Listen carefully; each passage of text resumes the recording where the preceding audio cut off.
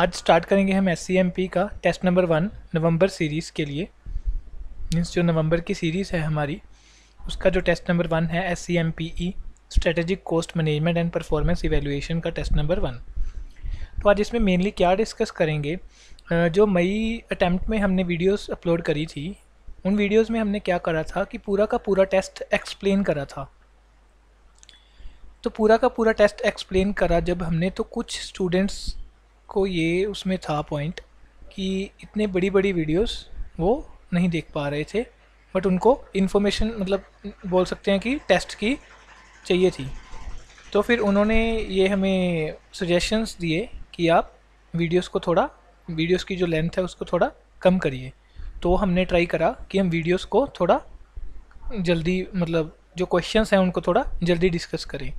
तो अभी हम उसी पॉइंट ऑफ व्यू से इसको वीडियो को प्रिपेयर कर रहे हैं कि हम कम से कम टाइम में इस पूरे टेस्ट को एक्सप्लेन कर पाएँ। ठीक है जी।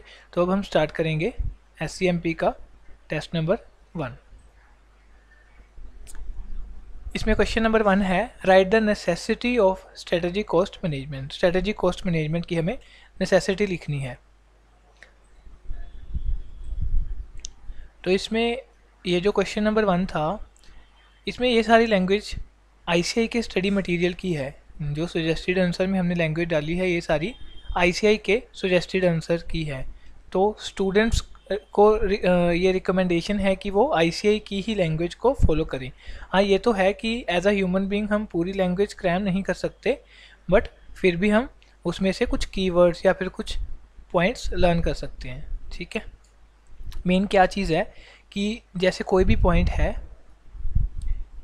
उस पॉइंट का मीनिंग सेम होना चाहिए हमारी, चाहे हम अपनी लैंग्वेज में लिखते हैं। मीनिंग का क्या मतलब आ रहा है यहाँ पे कि जैसे आप यही क्वेश्चन को लिखें, तो जो आप वहाँ पे पॉइंट्स लिखोगे वो भी ये 5 के 5 पॉइंट यही होने चाहिए सेम, बट इसकी लैंग्वेज आप कुछ भी लिख दीजिए। मैं आपको एक पॉइंट के बारे में बता देता हूँ। जैसे सपोज करो ये पॉइंट हम देखते हैं, cost data is analysed and used strategically to develop alternate measure to gaining sustainable competitive advantage. तो ये बोल रहे हैं कि जो कॉस्ट का डाटा है हमारा, उसको इस तरीके से एनालाइज करें स्ट्रेटेजिकली, जो हमें डेवलपमेंट दे, जो हमें कॉम्पिटिटिव एडवांटेज दे। तो इसी पॉइंट को अगर हम अपनी लैंग्वेज में भी लिख देंगे तो वो रॉन्ग नहीं किया जाएगा ICI की तरफ से, बट पॉइंट्स यही होने चाहिए। उसका मीनिंग जो भी आप अपनी लैंग्वेज में लिखोगे, उसका मीनिंग यही निकल के आना चाहिए। ठीक है। ऐसे करके आप 5 पॉइंट्स लर्न कर लीजिए कि उनके मीनिंग्स आपके सेम वहाँ पे आने चाहिए। ठीक है जी। कुछ स्टूडेंट्स ने जैसे लिखा, आपको एक तो शीट्स दिखा देते हैं कि जैसे इन्होंने क्वेश्चन नंबर 1 लिखा। क्वेश्चन नंबर 1 इन्होंने सही लिखा, बट इन्होंने लैंग्वेज प्योरली अपनी ही यूज़ करी। एक तो अभी अपनी लैंग्वेज यूज़ करने में क्या था कि एक तो पॉइंट इन्होंने मिस भी कर दिए। तो अगर एग्जामिनर चाहे तो भी वो यहाँ पे इनको फुल मार्क्स नहीं दे पाएगा। तो आप इतनी बात का ध्यान रखें कि जो भी ICI का सजेस्टेड आंसर है, या फिर जो भी ICI के स्टडी मैट में किसी पर्टिकुलर टॉपिक में जो पॉइंट्स गिवन हैं, तो आप उनको 1-2 बार लर्न करिए। ये भी पॉसिबल नहीं है कि आप सारा ICI मटेरियल लर्न कर लेंगे, ऐसा नहीं हो सकता। मतलब इतना ज़्यादा वास्ट सिलेबस है, तो सारे को तो लर्न नहीं किया जा सकता। बट आप क्या करिए, जो मेन टॉपिक्स हैं या जो आपको लगते हैं कि हाँ ये पेपर में आएंगे, या फिर जो हमने टेस्ट में डाले हैं, हमने काफ़ी कोशिश करी है कि काफ़ी सारे क्वेश्चंस हमने न्यू बनाए हैं इस बार। ठीक है। तो आप उन क्वेश्चंस को तो कम से कम कर ही लीजिए, और साथ में जो भी आपको लगते हैं कि ये भी इम्पोर्टेंट हैं या फिर ये भी क्वेश्चन आ सकता है एग्ज़ाम में, तो आप उनको भी लर्न कर लीजिए। पॉइंट्स वगैरह जो हैं उनके, आप उस तरीके से उनको पढ़ लीजिए। अब हमारा है question number 2, explain the term waste under lean system. Lean system के अंदर हमें वेस्ट को एक्सप्लेन करना है कि वेस्ट क्या चीज़ है। ठीक है। And also explain 7 types of waste, और वेस्ट की 7 टाइप्स को भी हमें एक्सप्लेन करना है। तो इसमें अगर सजेस्टेड आंसर देखें हम, तो उन्होंने पहले वेस्ट का मीनिंग लिखा। ठीक है। उसके बाद वेस्ट की जो 7 टाइप्स है उसका एक डायग्राम बना के उनको एक्सप्लेन कर दिया। अब ये डायग्राम का क्या है कि अगर आप डायग्राम एग्ज़ाम में बना आएंगे ये चीज़, तो ये आपको एक अलग से एडवांटेज है। मतलब जो चेकर होगा उसको इस मतलब डायग्राम को देख के ही पता चल जाएगा कि आपने अच्छे से टॉपिक को पढ़ रखा है और लर्न कर रखा है, तो आपको यहीं पे वो फुल मार्क्स प्रोवाइड कर देगा। ठीक है, इसमें एक चीज़ क्या ध्यान में रखने वाली है कि जो भी ये पॉइंट्स हैं, ये पॉइंट के नेम्स आपके सारे वैसे के वैसे रिफ्लेक्ट करने चाहिए जैसे आईसीआई के मटेरियल में लिखे हैं। इस बात पे हम इसलिए ज़्यादा ज़ोर दे रहे हैं कि आप आईसीआई की लैंग्वेज फॉलो करिए, बिकॉज काफ़ी सारी जो सर्टिफाइड कॉपीज़ होती हैं हमारे पास स्टूडेंट्स भेजते हैं, तो सारी तो हम नहीं वेरीफाई कर पाते, तो जितनी भी हम कर पाते हैं उनके अकॉर्डिंग हमें, मतलब ये चीज़ हमारे फैकल्टीज़ ने बताई या फिर बोलिए कि ये हमारा कॉमन ओपिनियन है कि आईसीआई अपनी लैंग्वेज को ज़्यादा प्रेफर करता है कि अगर आप आईसीआई की लैंग्वेज में ही आंसर को अटैम्प्ट करेंगे तो आपको फुल मार्क्स मिलने के ज़्यादा चांसेस हैं।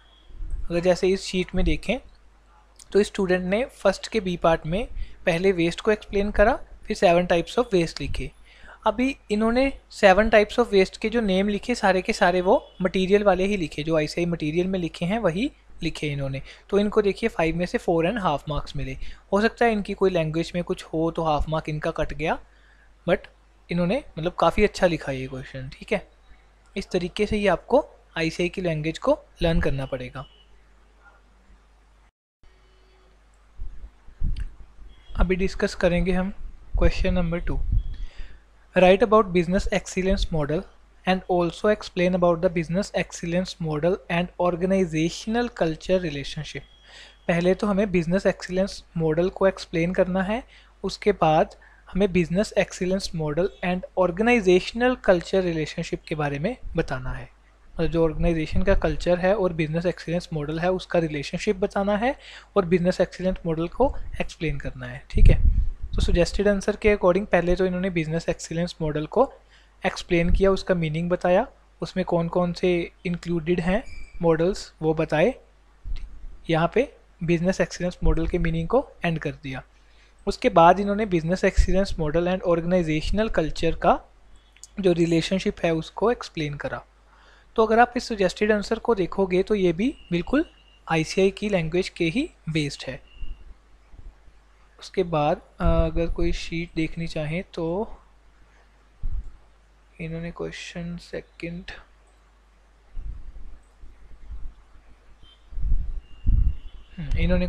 करा है, तो यहाँ से इन्होंने क्वेश्चन सेकंड करा। पहले उन्होंने बिजनेस एक्सीलेंस मॉडल को एक्सप्लेन करा, उसके बाद बिजनेस एक्सीलेंस मॉडल के जो भी मॉडल्स उसमें कवर्ड होते हैं वो सारे लिखे। इसके बाद इन्होंने क्या करा, EFQM जो मॉडल है उसके आगे जो पॉइंट्स हैं वो एक्सप्लेन करने स्टार्ट कर दिए, जबकि क्वेश्चन था कि बिजनेस एक्सीलेंस मॉडल को एक्सप्लेन करना है। उसके बाद इन्होंने जो EFQM model business excellence model में कवर होता है EFQM मॉडल, उसके भी इन्होंने आगे पॉइंट्स एक्सप्लेन करने स्टार्ट कर दिए। तो इस चीज़ की क्वेश्चन में रिक्वायरमेंट नहीं थी, मे बी इन्होंने क्वेश्चन को थोड़ा तेज़ी में पढ़ा या फिर इन्होंने गलत इंटरप्रेट करा, तो इस चीज़ की यहाँ पे रिक्वायरमेंट नहीं थी। उसके बाद इन्होंने ऑर्गेनाइजेशनल कल्चर और बिजनेस एक्सीलेंस मॉडल का जो रिलेशनशिप है वो एक्सप्लेन करा। अगर इनकी शीट देखेंगे आप वीडियो को पॉज करके इनकी लैंग्वेज पढ़ सकते हैं। अगर आप देखेंगे इन्होंने जो लैंग्वेज लिखी है वो बिल्कुल एक सिंपल लैंग्वेज और बिल्कुल अपनी ही लैंग्वेज में इसको एक्सप्लेन करा है। तो वही सेम चीज़ कि यहाँ पे आप थोड़ा आईसीआई का जो मटेरियल का है वहाँ से कीवर्ड्स वगैरह आप लर्न करिए। ठीक है जी, इसके बाद हम क्वेश्चन नंबर 3 डिस्कस करेंगे। क्वेश्चन नंबर 3 है जिट सिस्टम पे, जस्ट इन टाइम इन्वेंट्री वाले सिस्टम पे।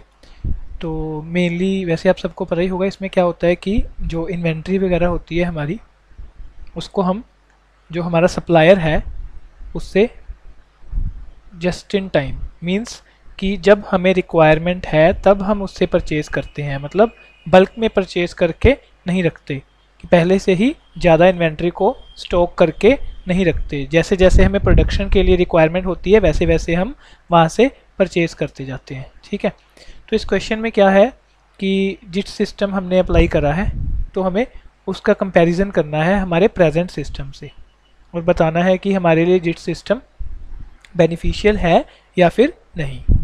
ठीक है, तो इसके आंसर में इन्होंने जिस सिस्टम की जो कॉस्ट लगी वो लिख ली और जो बेनिफिट्स हुए वो लिखे। बेनिफिट्स कॉस्ट से ज़्यादा है तो हमें नेट बेनिफिट हुआ जिट सिस्टम से 3,64,000 का। ठीक है, ये क्वेश्चन काफ़ी सिंपल था, तो एक स्टूडेंट का डिस्कस कर लेते हैं।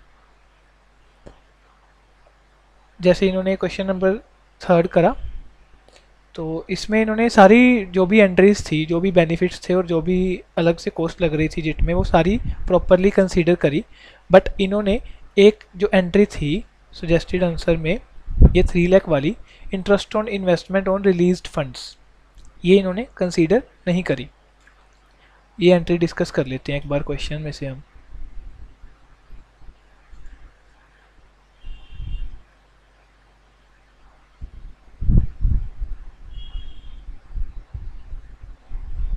ये देखिए, इन्होंने बोला कि जिट सिस्टम लगाने के बाद क्या हुआ, raw material stock holding will be reduced from 40 lakhs to 15 lakhs. ये मैंने जो स्टार्टिंग में आपको बताया इस क्वेश्चन की कि जो जिट सिस्टम है उसमें हम बल्क में परचेज करके और स्टॉक करके रॉ मटेरियल को नहीं रखते। हम इस जो ये जो मटेरियल होता है इसको जैसे जैसे प्रोडक्शन में हमें रिक्वायरमेंट होती है वैसे वैसे परचेज करते हैं। तो इन्होंने बोला कि जब हमने जिट सिस्टम लगा दिया तो जो 40 लैक्स है, 40 लैक्स की हम स्टॉक होल्डिंग करके रखते थे, मीन्स कि जो हमारा वेयर हाउस था जहाँ पे हम रॉ मटेरियल को स्टोर करके रखते थे, वहाँ पे जिट सिस्टम से पहले हम at all point of time, मतलब पूरे के पूरे ईयर में हर टाइम हमारे पास वहाँ पे 40 लाख की इन्वेंट्री पड़ी होती थी। बट जब हमने जिट सिस्टम लगा लिया तो हमारे पास वहाँ पे सिर्फ 15 लाख की स्टॉक होल्डिंग ही रखने की रिक्वायरमेंट पड़ी। तो यहाँ पे कुछ स्टूडेंट्स का क्या डाउट, पहले इस स्टूडेंट ने जो मिस्टेक करी उसको हम डिस्कस करते हैं, उसके बाद इसी पॉइंट पे एक और भी ट्रिकी पॉइंट है जो स्टूडेंट्स का रेगुलर डाउट आता रहता है, तो वो भी हम डिस्कस करेंगे। तो पहले इस स्टूडेंट ने क्या मिस्टेक करी ना, आप देखिए जब 15 लाख की स्टॉक होल्डिंग हमारी रह गई तो 25 लैक्स का हमारा एक जो फंड था वो फ्री हो गया। 25 लाख की जो हमारी इन्वेस्टमेंट थी, अब हमें उस इन्वेस्टमेंट्स को करके रखने की कोई ज़रूरत नहीं है। तो मतलब जो 25 लाख है वो हमारे पास फ्रीली अवेलेबल है, तो उस 25 लाख को हम कहीं और इन्वेस्ट कर सकते हैं, या फिर अगर हमने कोई लोन वगैरह ले रखा है तो वहाँ पे वापस कर सकते हैं उसको। तो उस 25 लाख पे जो भी हमारा इंटरेस्ट रेट चल रहा है मार्केट में उसके अकॉर्डिंग हमें सेविंग हो रही है। तो इस एंट्री को इस स्टूडेंट ने कंसीडर नहीं करा, तो एग्जामिनर चेकर ने ये कमेंट भी करा कि आपने ये 3 लाख की जो रिलीज्ड फंड्स थे उसको उसका जो बेनिफिट था आपको वो आपने कंसीडर नहीं करा। तभी इनका जो आंसर आ रहा है वो 64,000 आ रहा है और जो सजेस्टेड में आंसर है वो 3,64,000 है। ठीक है, तो ये तो इन्होंने एक सिली मिस्टेक कर दी, तो इस कारण इनके थोड़े मार्क डिडक्ट हो गए। अभी इसी पॉइंट में कुछ स्टूडेंट्स का क्या डाउट आ रहा था, वो बोल रहे हैं कि 40 लाख स्टॉक होल्डिंग पहले थी, अभी 15 लाख बची, तो हमें 25 लाख का भी बेनिफिट हो गया। 25 लाख के ऊपर जो इंटरेस्ट सेविंग है वो तो बेनिफिट है ही 3 लाख का, वो तो हमने कंसीडर कर ही लिया। वो ऐसे भी बोल रहे हैं कि 25 लाख का भी बेनिफिट हो गया। तो इस चीज़ में क्या है, अगर आप ध्यान से सोचें इस चीज़ को, हमें ऐसा नहीं है कि रॉ मटेरियल की कम ज़रूरत पड़ रही है, रॉ मटेरियल उतना ही कंज्यूम होगा जो पूरे ईयर में कंज्यूम पहले हो रहा था। बट वो सिर्फ ये बोल रहे हैं क्वेश्चन में कि जो हमारी स्टॉक होल्डिंग थी, जो एक टाइम पे हमारे पास वेयर हाउस में रॉ मटेरियल पड़ा रहता था वो 40 लाख था, बट जिट लगाने के बाद वो सिर्फ 15 लाख का पड़ा रहने लगा। तो 15 लाख का जैसे जैसे यूज़ करते जाएंगे प्रोडक्शन में तो वैसे वैसे और ऑर्डर डालते जाएंगे और सप्लायर से और मंगवाते जाएंगे। ठीक है, तो अगर पूरे ईयर में हमारा लेट्स सपोज 2 करोड़ का रॉ मटेरियल यूज़ हो रहा था, तो पहले भी 2 करोड़ था और अब भी 2 करोड़ ही रहा। बट इसमें सिर्फ ये डिफरेंस आया जिट लगाने के बाद कि हमें स्टॉक होल्डिंग्स 40 लाख की बजाय 15 लाख ही करनी पड़ी।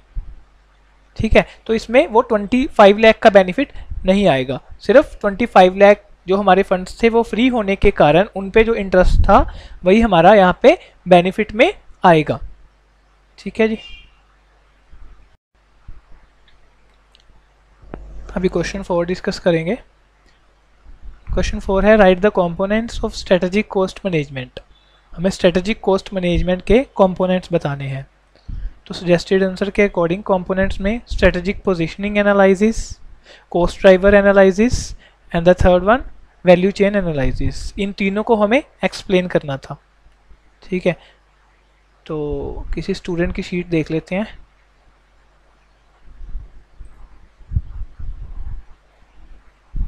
क्वेश्चन नंबर 4, तो देखिए इन्होंने भी तीनों पॉइंट्स के नेम लिखे, strategic positioning analysis, value chain analysis and second one cost driver analysis.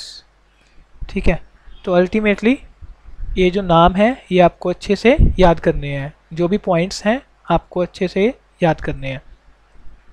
अगर आपको ये पॉइंट्स के नेम याद नहीं है बट आपको इनके मीनिंग्स पता है, तो आपके मतलब मीनिंग अगर आप एक्सप्लेन भी कराएंगे, नेम अगर आप ये परफेक्टली नहीं लिख के आएंगे तो भी आपको कम मार्क्स मिलेंगे। मेनली इसमें ये आपको नेम्स हेडिंग्स पता होने चाहिए। ठीक है, उसके बाद आप थोड़ा बहुत अपनी लैंग्वेज में भी इसको एक्सप्लेन कर सकते हैं, बट ये नेम्स याद करना, हेडिंग्स याद करना रिक्वायरमेंट है। ठीक है, उसके बाद है हमारा क्वेश्चन नंबर 5। ये OEE पे है जो क्वेश्चन नंबर 5 है। इसमें पहले इन्होंने क्वेश्चन का डाटा दे रखा है कि एक मशीन के बारे में, ABC limited supplies following data relating to the equipment used in the production activity for May 20।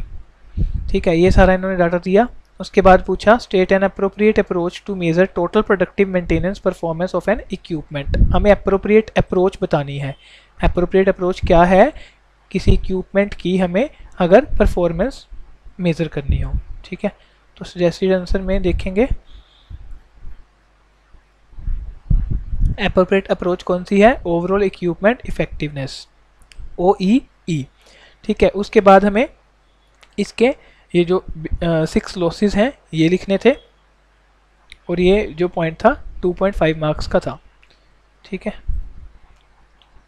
इसमें देख लेते हैं इसका क्वेश्चन नंबर 5। हाँ, देखिए इन्होंने सही सारा सही एक्सप्लेन करा, OE के बारे में लिखा, यहाँ पे उनके जो 6 लॉसेस थे वो लिखे। ठीक है, तो इनको 2.5 मार्क्स मिल गए।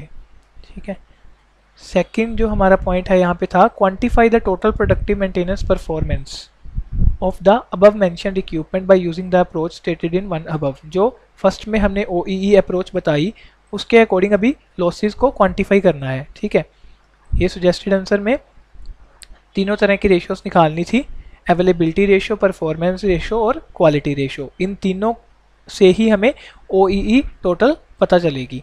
ठीक है, तो इसमें मेनली क्या था कि हमें फॉर्मूलाज याद रखने हैं कि कौन सी चीज़ को कहाँ पे किससे डिवाइड करा है। तो इसी स्टूडेंट का देखते हैं सेकंड पार्ट। तो इन्होंने सेकंड पार्ट में क्या करा, जो फॉर्मूलाज थे वो इनको अच्छे से लर्न नहीं थे, फॉर्मूलाज इनको अच्छे से लर्न नहीं थे, सिर्फ क्वालिटी रेशियो का ही इन्होंने सही लिखा, बाकी दोनों फॉर्मूलाज गलत लिखे, और इनके मार्क्स यहाँ पे 5 में से सिर्फ 2 मार्क इनको मिले।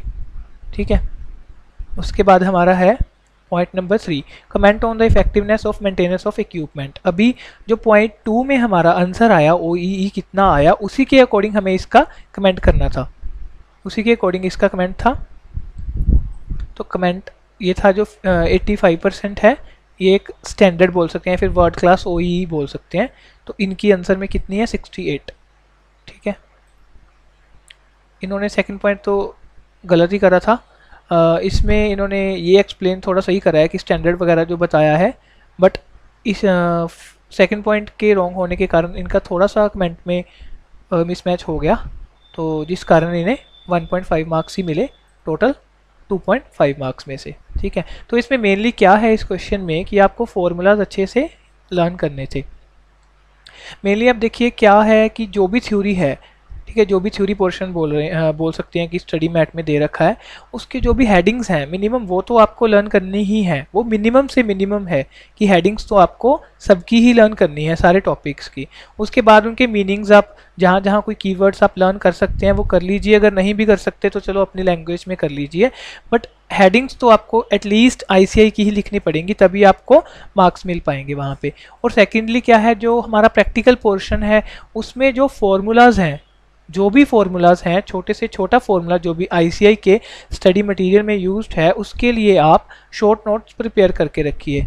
बिकॉज क्या होगा कि लास्ट डे रिवीजन के लिए आप पूरा स्टडी मैट उठा के फॉर्मूलाज ढूंढ ढूंढ के लर्न नहीं कर सकते। तो अगर आप शॉर्ट नोट्स प्रिपेयर करके रखोगे तो वहाँ से आपको रिवाइज करना आसान हो जाएगा। और हमारा ये कहना है कि आप जो एग्ज़ाम वाला डे है, ठीक है, उसी दिन फॉर्मूलाज को लास्ट के 2 आवर्स जो आप पढ़ रहे हैं, लास्ट के 2 आवर्स में एक बार फॉर्मूलाज को ज़रूर आप देखिए। ठीक है, अगर आपके पास सफिशेंट टाइम है, मींस कि आप अकेला ग्रुप 2 दे रहे हैं या फिर आपके बाकी सब्जेक्ट प्रिपेयर हो चुके हैं, आपके पास थोड़ा टाइम है, तो आप जो थ्योरी की हेडिंग्स हैं उसके भी शॉर्ट नोट्स अगर प्रिपेयर कर पाएँ तो वो भी आपके लिए काफ़ी बेनिफिशियल रहेगा। वो भी फिर एग्ज़ाम डे आप अगर एक बार उस पर रिवीजन कर लें, 1-2 बार रिवीजन हो जाएगी आपकी अगर आपके शॉर्ट नोट्स प्रिपेयर होंगे, तो वो भी आपके लिए एग्ज़ाम में काफ़ी बेनिफिशियल रहेंगे। ठीक है जी।